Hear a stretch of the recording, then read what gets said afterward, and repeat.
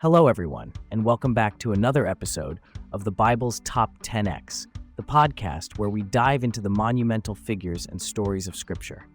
I'm Joe Rogaine, and today we're exploring the life of one of the most significant figures in biblical history, Abraham, often referred to as the father of faith.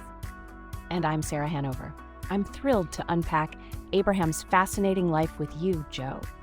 From name changes to age-defying miracles, his story is filled with intriguing events and lessons that resonate even today. Exactly, Sarah.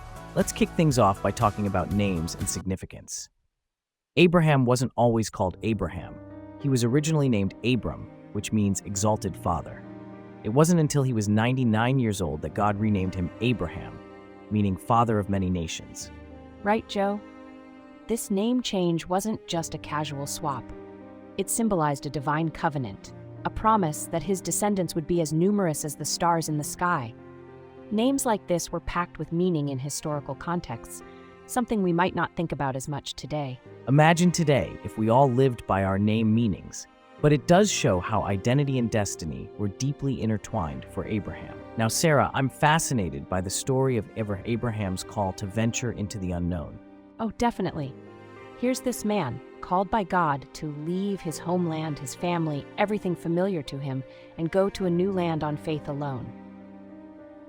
It's like being asked to move across the world without knowing where you're going or what you'll do when you get there.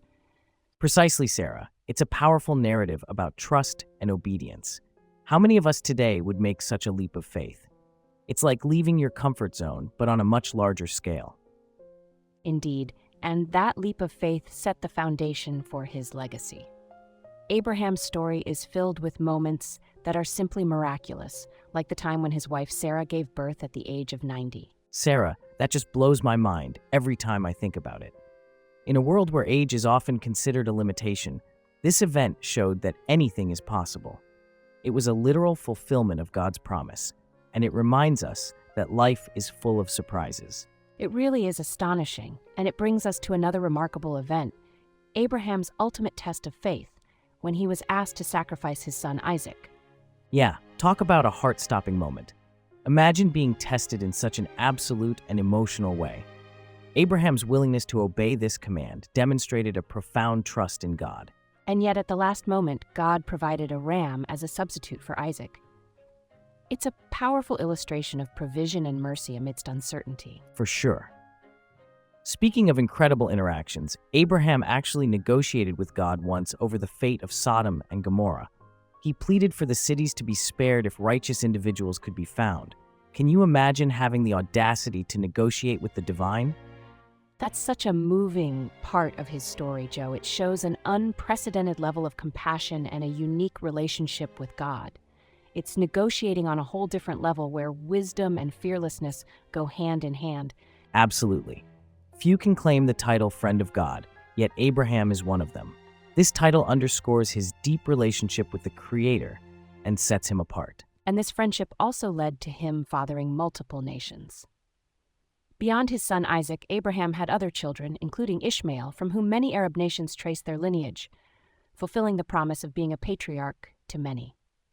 Quite a legacy indeed, Sarah. Not to mention, he lived to the ripe age of 175.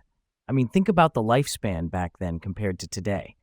It allowed him to witness the early fulfillment of promises made to him. Yes, Joe, and in his long life, he imparted wealths of wisdom to upcoming generations, solidifying his impact across history and faith. Another interesting moment was when Abraham met Melchizedek, a king and priest, and paid him tithes. By giving a tenth of all he had, he prefigured the biblical principle of tithing, which remains a significant practice. That's right, Joe. It's an early example of acknowledging divine favor and sharing blessings, concepts that have carried on for centuries in various forms of giving and charity.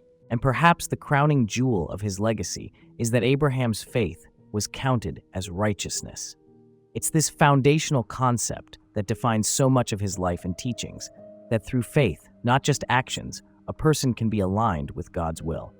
Such a profound takeaway, Joe. It really speaks to the heart of what it means to live a life of faith, not just following rules, but embodying trust and belief. Indeed, and as we wrap up today's deep dive into Abraham's life, Folks, I hope these stories have provided some inspiration and maybe a little curiosity about the depths of faith. Absolutely. Abraham's journey teaches us about trust and the profound impact that unwavering faith can have, not just on one person, but across generations and cultures. What fact surprised you the most, Sarah? For me, it has to be Sarah giving birth at 90. It's such a strong testament to the unexpected ways promises can manifest. Without a doubt. For me, I think it's the negotiation with God. It's such a unique display of courage and closeness. Listeners, which fact surprised you the most? We'd love to hear your thoughts. Drop us a line in the comments below, and don't forget to like, share, and subscribe for more enlightening journeys into the Bible's most fascinating figures. Until next time.